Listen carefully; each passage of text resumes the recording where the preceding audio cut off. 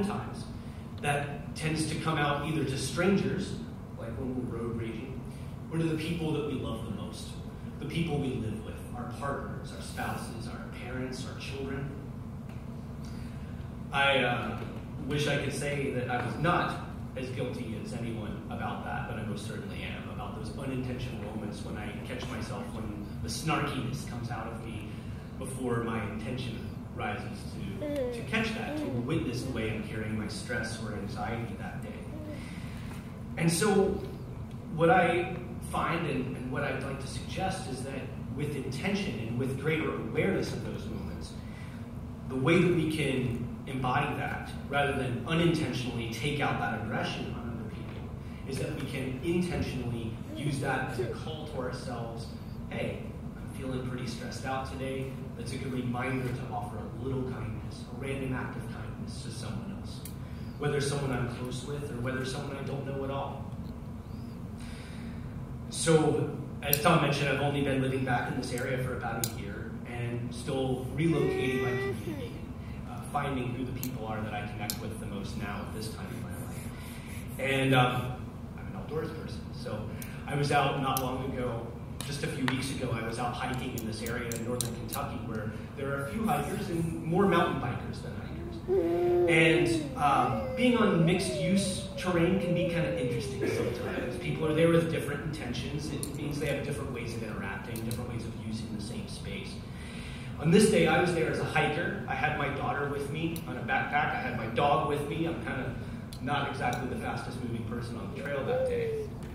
And we stopped at kind of a junction in the trails in the middle of the forest to have some lunch. And not far from where we were sitting was the spot in the trail for the mountain bikers where it kind of dove down into a creek and had this kind of exciting creek crossing and then ramped back up through the mud on the other side. Watched a few cyclists go through that zone. You can see it was some of them would stop and walk their bike through it. It was a precarious place. And there was one cyclist I saw kind of come and go through this place in the trails a few times before suddenly he was back right by me, shortly after he'd just gone through that spot in the trail, ridden right through the creek.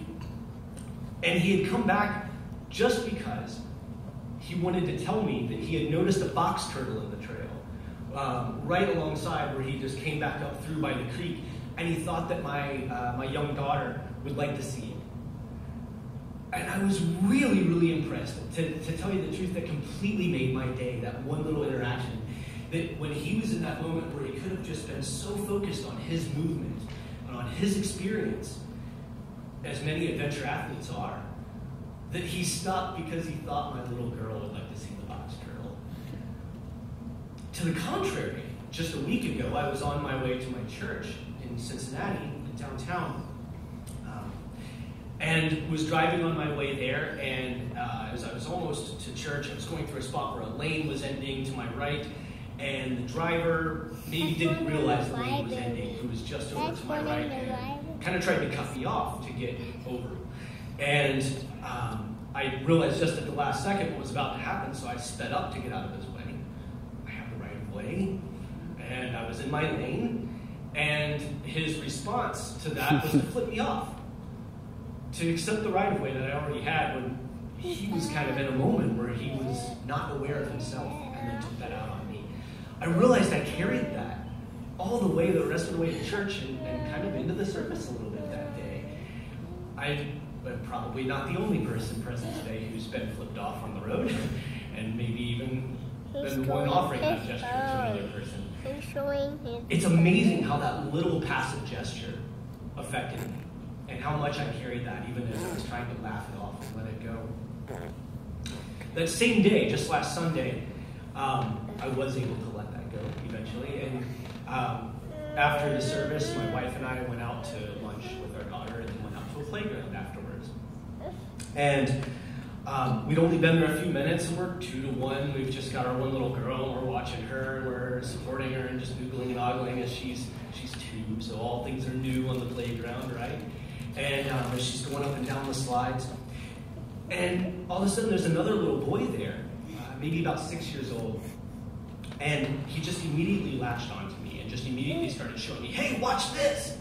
Watch what I'm going to do. I'm going to go up the slide. And I gave him a little bit of that attention and just wowed at him and just made a big deal out of his little interactions. I didn't see an adult there with him while I was there most of the time until near the end and saw the person who might have been his father. But as I was reflecting on that, I wondered what that interaction might have meant to his day. And I started thinking about these projections and looking at little context clues about this little boy. Was he wanting for attention? Does he not get much attention at home? How much might that have meant to him while I was giving him that attention? And as I caught myself having these thoughts, I realized that none of that really matters. That really has nothing to do with my signature that I placed on that interaction that day by just being intentional and making a little bit of time for him. Because it's not about patting myself on the back. The last thing that I want to do is go back and look back on my tracks in a few years and see a UU minister with a savior complex, right? So that's not what it's about. It's about a young person unexpectedly asking me for a small amount of the time and attention that I had to give, and so I just gave it to him. That's the trait I hope to see more characteristically in my signature as I move forward in my life. Because for a signature to truly be our characteristic signature, I think it needs to be consistent in spite of who might be watching. It needs to be like our fingerprint, unique to us no matter where we go and where we leave it. Whether I mean to walk away from this podium with my fingerprints all over it, or whether I'm placing them down on an ink pad with intention. It needs to be like the way we sign our name, whether it's a legal document or the bottom of a love letter. The reading that we had, responsive reading this morning that Tom led us through, was written by a man named Reverend Vincent Silliman. He was a Unitarian minister for 62 years. And I think that this idea of our signatures is exactly what he was imploring to us when he was writing this. Particularly the lines, "Let religion be to us hope and purpose, a discovering of opportunities to express our best through our daily tasks, holding before our eyes a prospect of the better life for humankind, which each may help to make actual." I think that those little random acts are some of our best opportunities to make the better life actual. Not just in what we might do for a living or what we interact with in these long-term relationships. It's important too, of course, but these little interactions, these signature moments, are the times when we can best make humankind a better place. And it's hard to do, right? It's hard to be intentional, especially when we're feeling stressed, when we're feeling anxious. And so my challenge to you, as I ask you to consider this in your guiding philosophy as you approach your own signature with awareness and with intention, is to bring it all back to skiing. One of my best friends and ski buddies was out one day a couple of years ago in particularly challenging snow conditions. And he was skiing in our favorite ski area that we ski in together for many years now.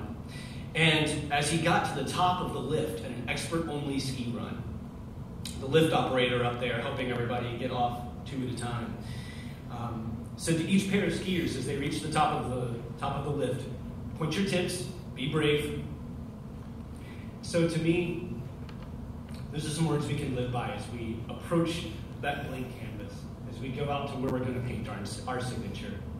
Point your tips, be brave.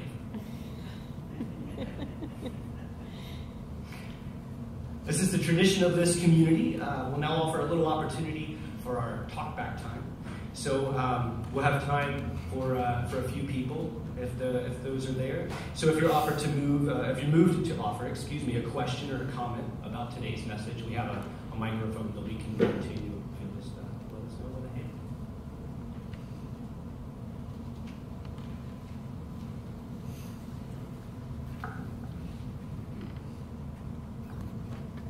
I found it really, really heartwarming, actually. On Facebook, a friend posted a post, and they went to the Red Box, and they opened the Red Box, and inside, to get a movie for the evening, and they opened it, and inside there was a note